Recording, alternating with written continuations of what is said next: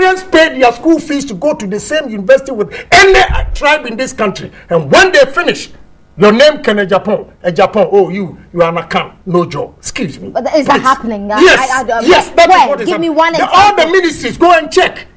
Go and check. They are denying accounts? Oh, precisely. Precisely. But there are several accounts at the ministries. But what? Go and check.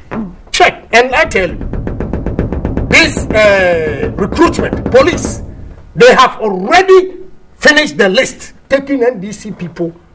And but I hear some of you MPs have been pushing people into. You had the MPs that will get chance. The MPs that will get chance will be NDC MPs. You've never pushed anybody. Hell no. Look, I can also tell you, MPP people, because of bureaucracy and whatnot, all the 8 years in government, it was only Honorable Kandapa who helped me with one lady who wanted to go to police.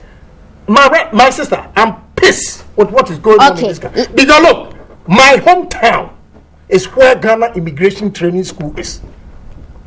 When they were fighting with the government that they would not allow them to use it as immigration school, I said, oh, at least it will create jobs, some of you will get it. Sweetheart, when they are recruiting from MPP time till now, I will not exclude MPP. They are the same. They are the same. MPP people, those days, if you are not a minister... They were also denying evidence. Yes, I didn't get it. No, I'm talking about myself. Even as an MP of that area, and the land, not only MP, the land belongs to me. I'm the chief of that area and gave it to my younger brother. But I want to find out, when you were in power, was the NPP also denying FS and guns and... Hell no. Look at what went on. Look at what went on. The businesses, I know NDC people who got a lot of businesses from President Kufuor's time. And you people are not getting businesses now? Oh, how can Ken Agyepong go there? I'm not even worried about it. You know, my policy, although it's not good, I don't find anything wrong with it if NDC gives a job to NDC member. I don't have a problem. You don't? No. I don't because you would do say? I don't. I believe that we are all Ghanaians. That is why, look, let me tell you, all the projects I'm doing, when it comes to construction, you can't beat airways. Okay? Masons, plumbers, carpenters, painters, just say, all kinds of artisans, they are all airways and few guns. Because my own people... But there are airways occupying top positions as well, and guns occupy top positions. So it's not just that. They are not just for artisans. No, hold on. Let me land. Don't change it. What I'm saying is, I employ about 80% of my workers are airways. So anybody who sits there and says that you don't like airways, it is only by virtue of being born in Waterland. But when it comes to assistant, putting food in people's mouth, I do more than the original airways themselves. Okay, you're a very rich man. I'm not. You are. I mean, you already just said you have 26 houses only in I have 108 houses. East Legon is 26, if you want to 108 houses? Yes, I work hard. You work hard. What do you do? I do a lot of things. There are some who think that you're a drug dealer. You see, the drug dealers in the long run, they fail.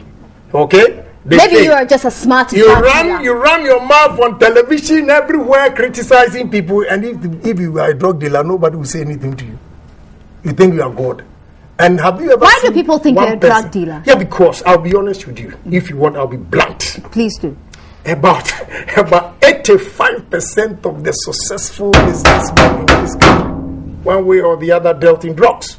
And therefore, they don't believe that a genuine businessman. So you are a genuine businessman? Oh, of course. You've never peddled drugs? Hell no. Yes.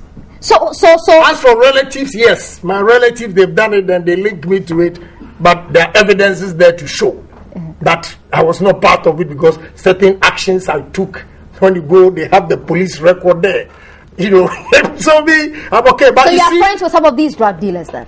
But how would I know that he's a drug dealer? With my mouth, he will not tell me what he's doing. So he can be my friend, and his business is his business. I will not poke my nose into his business until he. But every time a cocaine discussion comes up, your name is mentioned. Yeah, because I'm a guy in town.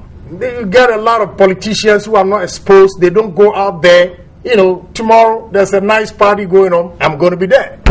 Okay? I see a lot of people. I mingle with the ordinary people. And you show off as well. I mingle with the ordinary people. I don't understand what you mean by show off. You see, a PK seller selling PK on the street. And if I get this far, you want me to keep quiet? I have to speak to encourage young men and women to, do same. That it is not only drugs that can make you successful. Okay, I was selling PK, yes, PK chocolate, Tatranazet, yes, rum, on a board like this, and still going to school.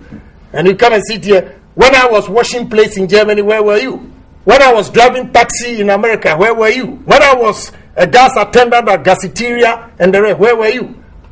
When I was working with Lawyer Siedu, amnesty program in New York, where were you? Then you just think, oh, the guy has made money and therefore he's a drug dealer. I will not accept that. You are good friends with Amartin, weren't you? The former MP. Yeah. Did you know about his trade? No, I don't know. Even when he was in Parliament, I didn't know him until because he was such a quiet guy, and he was a new guy. To me, I didn't know until he had this problem. Okay, but you think I brag? I don't. I want to. You don't brag? Yeah, because I say I give you my background, where I started and where I'm going.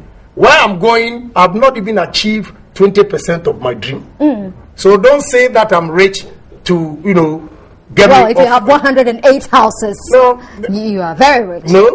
No, I'm not comparing myself to Ghanaian standards here. Why somebody should be a billionaire and I can't be a billionaire? I got to work. Yeah. Okay. So how rich are you? I don't know. I'm not going to say that. But you're fine. I mean. Oh, I can live comfortably. You can live comfortably. Yeah, okay. comfortably. There's also another thing in town about you, that you're a bit of a womanizer.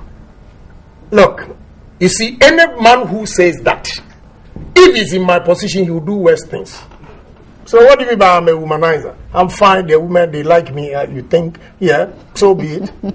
How many children do you have? I have a lot of children. I have 13 kids, good schools. With different women? Yeah, no problem. Why? I take care of them, so what's your problem? But I mean, you keep producing, multiplying. You don't use condoms. I don't believe in condoms. Why? Because I can tell you, my mother had me when she was 19 years. Okay? And she, in village standard, she came from a rich home. I use the word village standard that time. And my father was a radical, a fine boy, very smart, a footballer. Just like you. Well, I wouldn't say that. If you say that to me, then okay. Because if I say that, it's, the guy is bragging, so I would say that. And what happened was, they thought my father was, rough. So they would not allow her to marry my father. Okay.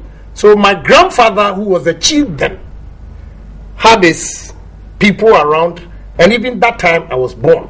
And they said they should go and pick that young baby boy, throw him into a latrine. Because they don't want anything from my father to be in the family. That's what my grandfather, who was the chief, said.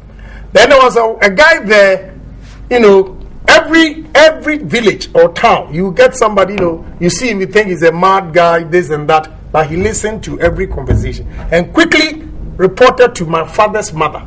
And the two mothers were nice. My grandmother from my mother's side agreed to the relationship. My father's mother also agreed to the relationship. But rather So he quickly told my mother that this is what was going on. And my father was then teaching at WA. So quickly she ran away. That is how I was saved. And today, all those people who plan at the palace, I take care of them, their children, and their grandchildren. Imagine. Okay?